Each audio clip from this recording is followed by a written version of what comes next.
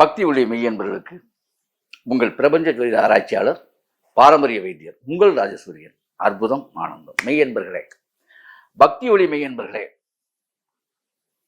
வேலை கிடைக்கல, தொழில் அமையலை, படிச்சுட்டேன் வேலை கிடைக்கல, தொழில் அமையலை, படிக்கல தொழில் இருக்கு, தொழில் ஓடலை, தொழில் வச்சுட்டேன் ஆனால் தொழில் ஓடலை, தொழில்னால கடன் ஏற்பட்டுச்சு, இல்லை ஒரு பைசா வருமானமே இல்லை, வேலைக்கு போறேன் வாங்குற சம்பளம்லாம் வீணா போகுது, வெட்டியா போகுது, காசு தங்க மாட்டுது, வேலை பிரச்சனை, காசும் பிரச்சனை, நிம்மதியே இல்லை,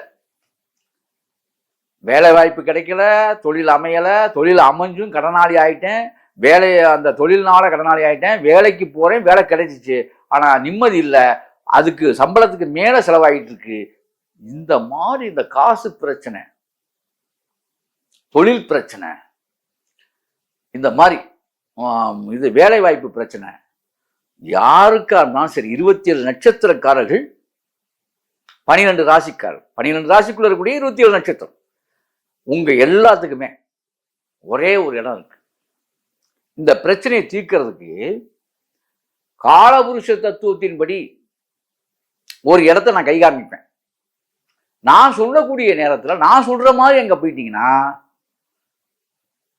வேலையில்லா பிரச்சனை, வேலை கிடைச்சும் நிம்மதி இல்லை, வாங்குற சம்பளம் பூரா போயிடுது, சில பேர்த்துக்கு வேலையே கிடைக்கல, சில பேர்த்துக்கு தொழில் செய்ய படிக்கல ஆனால் தொழில் செஞ்சேன், தொழில் சூப்பராக போச்சு, இப்போ காணோம், அந்த தொழில் சரியில்லை, இல்லை தொழிலுக்கு வேலை செய்யறதுக்கு ஆட்கள் சரியாக அமைய மாட்டுது, அது ஒரு பிரச்சனை, தொழில் வைக்கலான்னு பார்க்குறாங்க இடம் அமைய மாட்டுது.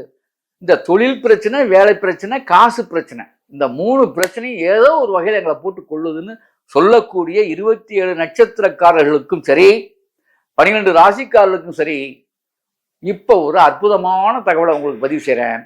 அந்த இடத்துக்கு நீங்க போய் வாங்க, நான் சொன்னபடி போய் வாங்க, 30 நாளைக்குள்ள முழுமையான மாற்றத்தை நீங்கள் பெறுவீர்கள்.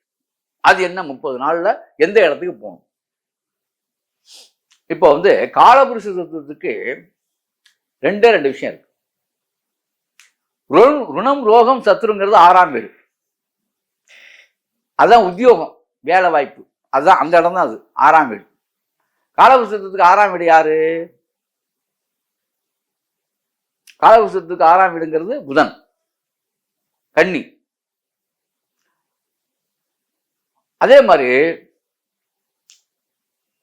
ஜீவனஸ்தானம் அப்படிங்கிறது என்னன்னா தொழில் ஸ்தானம், ஜீவனஸ்தானம், கர்மஸ்தானம், வேலை செய்கிற இடம் அப்படிங்கிறது பார்த்தா சனி பகவான்.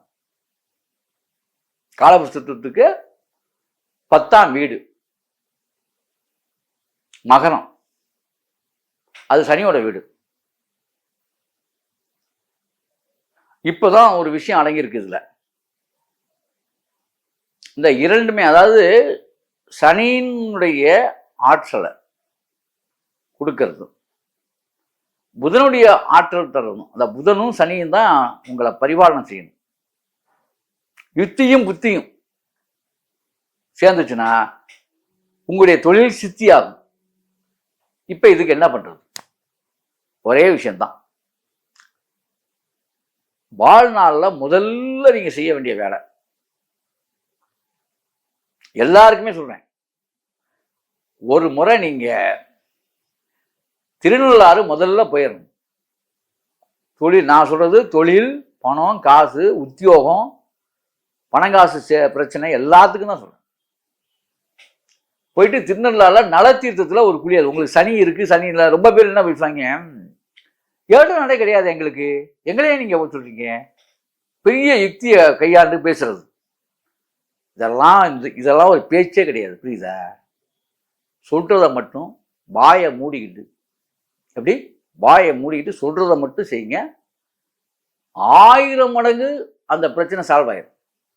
தொழில் சார்ந்த பிரச்சனை சால்வ் ஆயிரும், பணம் சார்ந்த பிரச்சனை சால்வ் ஆயிரும், உத்தியோகம் வேலை கிடைக்காத பிரச்சனை சால்வ் ஆயிரும், எல்லாமே சால்வ். இந்த வேலை வாய்ப்பு, பணம், இந்த 2 விஷயங்கள், தொழில், இதெல்லாம் எல்லாமே சால்வ் ஆயிரும். என்ன செய்யணும்? இப்போதான் பாயிண்ட். சொல்றதை மட்டும் செய்யணும். சனிக்கிழமை அன்னைக்கு திருநள்ளாறு போயிடணும். அதிகாலையில் கிளம்பி தூரமாக இருக்கவங்க வெள்ளிக்கிழமை நைட்டே கிளம்பிடுறீங்க.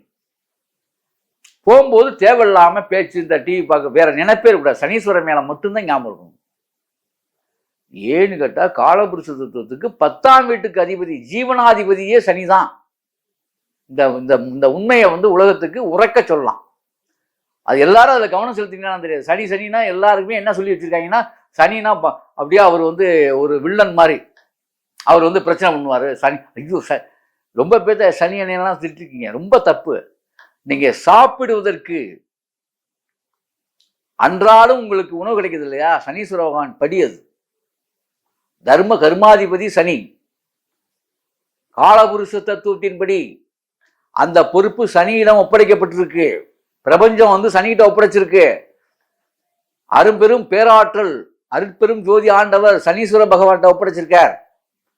நாம் நினைக்கக்கூடிய பெருமாளை எடுத்துக்கலாம், சிவபெருமானை எடுத்துக்கலாம், சனீஸ்வர பகவான்கிட்ட தான் அந்த பொறுப்பு இருக்கு. தர்ம கர்மஸ்தானத்துக்கு அதிபதியாக. அப்ப கர்மம் என்றால் தொழில். அதை உங்களுக்கு தர்றதுக்கான அருகதை அந்த ஆபீசர் உங்களுக்கு அதை சைன் பண்ணி பச்சைங்களை சைன் பண்ற ஒரே ஆபீசர் சனி பகவான் தான். உங்களுக்கு தொழிலுக்கு காரகத்துவம் அவர். ரைட். இதை சனிக்கிழமை அன்னைக்கு போயிடணும். ஒரு நாள் சைவமா இருந்து போகணும். ஓம் சனீஸ்வராயன் காகத் வஜாய வித்மகே கட்ட கஷ்டாய தீமகி தன்னோ சனி பிரஜோதயார், இல்ல மந்த பிரஜோதயார். சனி மந்த இந்த மாதிரி நீங்க ஒன்றும் வேண்டாங்க. ஏன் போய் குழம்புறீங்க? நான் கூட தப்பா சொல்லிட்டேன். இது தப்புனா உங்கள்கிட்ட போய் இந்த ரொம்ப ரொம்ப பேர் வாயில கூட வராது.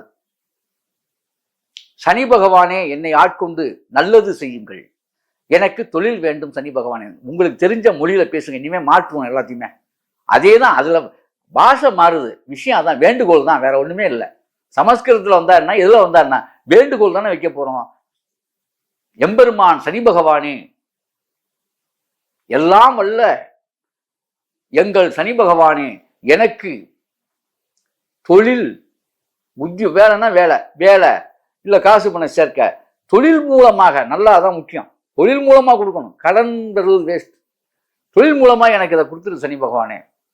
அதுக்காக வேண்டி விரும்பி மாட்டாங்க. இதையே பஸ்ல போகும்போதும் சரி, கார்ல நீங்க போனாலும் சரி, அன்றைய நாள் பூரா சொல்லிக்கிட்டே இருக்கணும். எத்தனை முறை வேணாலும் சொல்லுங்க. அங்க போய் நீங்க பிரபஞ்சத்துல போய் இடிக்கணும். சனிபகவான் திரும்பி பார்ப்பாரு, என்னடா அது ஒரே பிரச்சனை, யாரும் பாருங்க 1000 முறை கேட்டு பாருங்க, சரி போய் தொலை அப்படின்னு கொடுப்பாங்க. அந்த கருணையை பெறணும். வள்ளல் பெருமான் சொல்வாரு, உருகி வள்ளல் பெருமான் அழுது அவர் மேல போத்திருப்பார்ல, அந்த ஆளை நனைஞ்சு போயிருமா, கண்ணீர் மழுகுவாராம். இறைவனை பார்க்க நம்ம மாதிரிலாம் இல்லை, அதெல்லாம் கேட்கல அவர் எதுவுமே. உன்னை பார்க்க முடியலேன்னு அழுது 40 வருஷமா அழுதுருக்கா மனுஷன். 36 வருஷம் அழுதுருக்காரு. அழுது இறைவனை பார்த்தவர்.